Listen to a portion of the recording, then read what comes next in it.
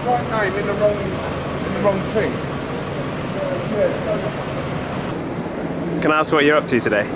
Yes, I'm going to a livery meeting. Can you describe a little bit about that, or what it is? It's just one of the trade guilds, the old trade guilds of the city. So, yes, that's not a lot more to say about it. Yeah, so have you worked in the city a long time? Yes, I did I'm now retired. I did over 45 years in the city. Oh, right. Just over there started out. Oh, right. And how has the place changed in the 45 years that you worked here? The place has got worse. How The old so? niceties, well, it used to be a good place to work. Now, it's not cutthroat, it's just some of it is dubious practices have now become much more common than they ever were in my youth. Can you describe some of these dubious practices? No, certainly not.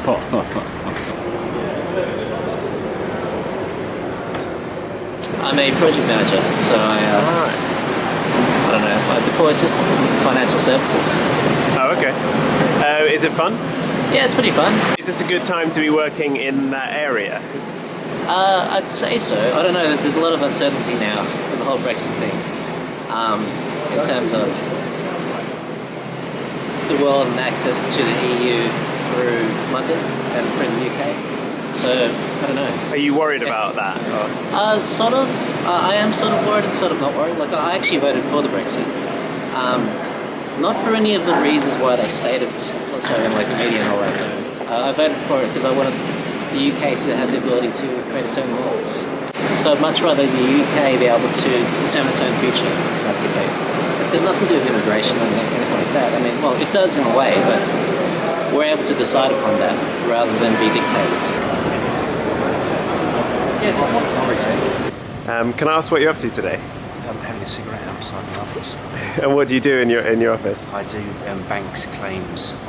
Banks claims. All right. Insurance. Oh, insurance. Right. Okay. Have you worked here a long time? I have. Okay. Do you feel very much in the city? You mean, or in this firm?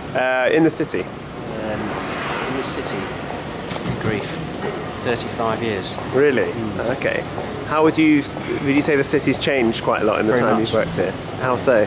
I think it's become less personal. It's become very impersonal, very cynical, very cynical place.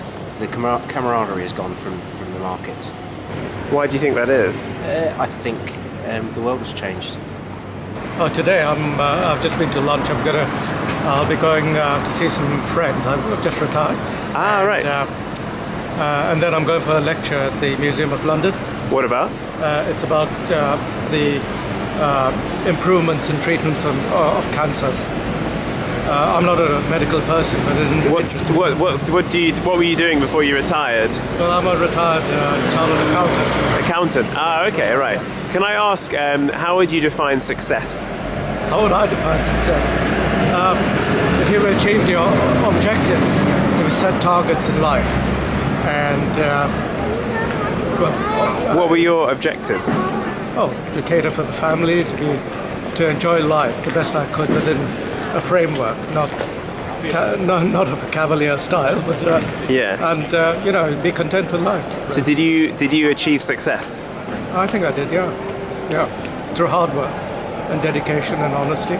Would you consider yourself successful? In a lot of ways, yes. In some ways, no. How would you define success? Work-life balance, that's a big thing for me. I haven't got that right. I work too hard and don't have enough enjoyment out of life. But hey-ho, we're chasing the buck, or the yen, or the dollar, or the sterling, or whatever currency it is. That's what we do. What could make that balance better for you? Giving up work, but that isn't going to happen very soon. So is that, if you don't mind me asking, so is that a monetary thing? Absolutely. I mean, everyone has a price you where get you... conditioned. Yeah. Some farmers love their lives. They moan about their lives. I moan about my life sometimes, but some farmers moan about it. But I'd love to be out in the countryside doing what they do. I probably wouldn't like it getting up at 3 o'clock in the morning and milking cows, but that's what they do. Everyone has their price. So if you could put your name on a figure that would mean that you could give up this work and have the life you want, what would that be? I'm not a greedy man, but at my age and stage, I suppose between 250 and half a million would do it for me now. So how would you define success? How do I define success? All right. Well, I'm what's called an anarcho-capitalist. So I'm an anarchist. So I want to live in a society where we're not ruled by others. So anarchy means without rulers. So I want everything to be voluntary trade. And I'm a capitalist. So I believe in the ability to obtain your own capital and have other people respect that it's yours without them feeling like they can steal it from you, essentially.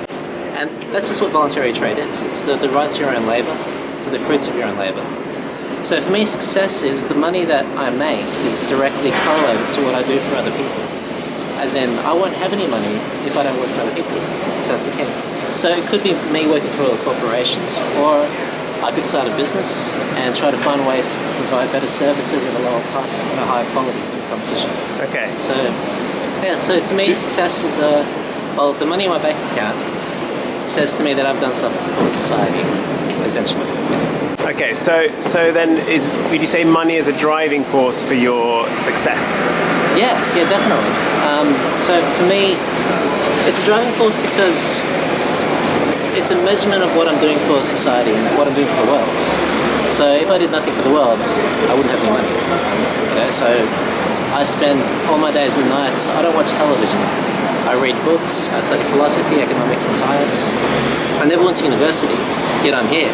Like I left home when I was 18. My high school scores were so low because I hated school. And I couldn't go to university, they wouldn't let me in. But I went straight into the workforce, I got mentored by other people, and now I in turn mentor other people to help them make it up in the world and stuff. But wait, what was the question? I don't know how I got to this. I think it was, is money a driving force for your success? Yeah. So for me, money is a way to focus my own personal greed towards servicing the needs of others.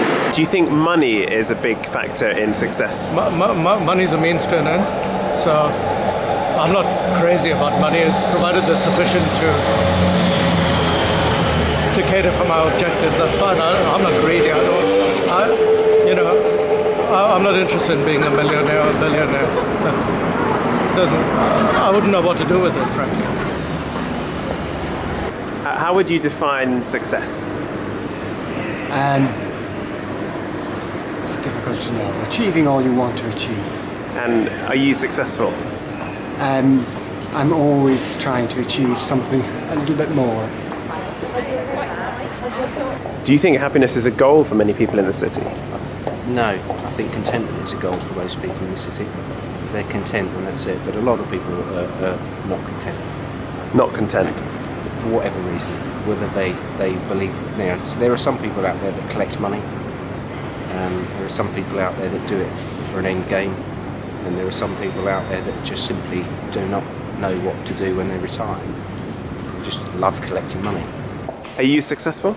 Not as successful as I would like.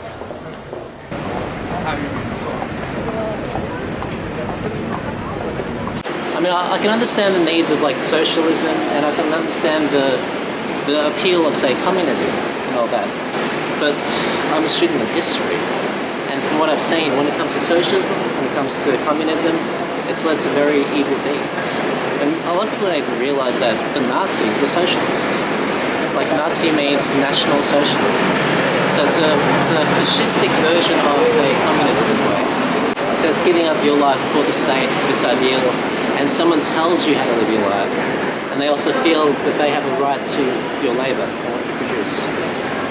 Same with communism. Communism is the same. So it's about it's this war against the individual and a war against the individual rights, and your right to just think what you want to think. You know, they had all these gulags set up, they had all these concentration camps set up and all that, and that's a dangerous spiral that we get with communism and socialism. Like, I find it quite scary. Like, I look at all these reports from like what's happening in universities, on campuses and all that. People that are not out on the free market, and they're being told by these academics that the system is geared against you. You're a victim. It's not your fault. It's these evil capitalists. It's these evil corporations and all that kind of stuff. And then they bandy about these words. They bandy about the terms like capitalism, corporations, when those two things are antithetical to each other. The reason why corporations can do evil in the world is because the individuals that are in that corporation are not personally liable for it. So you think more personal liability in commerce would be a much better thing? Completely, yeah. It's called self-responsibility, right?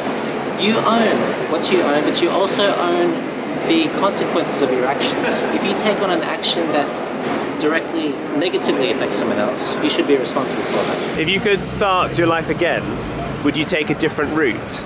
I'll probably become a doctor, yeah, Why is that? because I've always been interested in medicine. My parents couldn't afford to send me to medical school, so I became an accountant. Right, so But I've got 8 members of my family who are in the medical profession.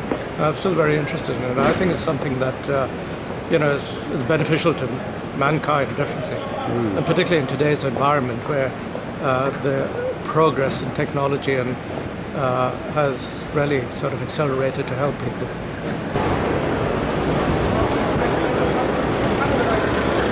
is there one event in your life that has maybe that you can pinpoint that's brought you the most happiness? Coming to the UK? Yeah? Yeah, so I'm from Australia. So I grew up over there. Very small country. It's geographically large, but it's tiny in comparison to, say, the UK. And what I love over here is the fact that I can travel wherever I want within about 2 or 3 hours. It can be a completely different country, it can be a different climate and all that. Last year I went to the Swiss Alps and I was skiing.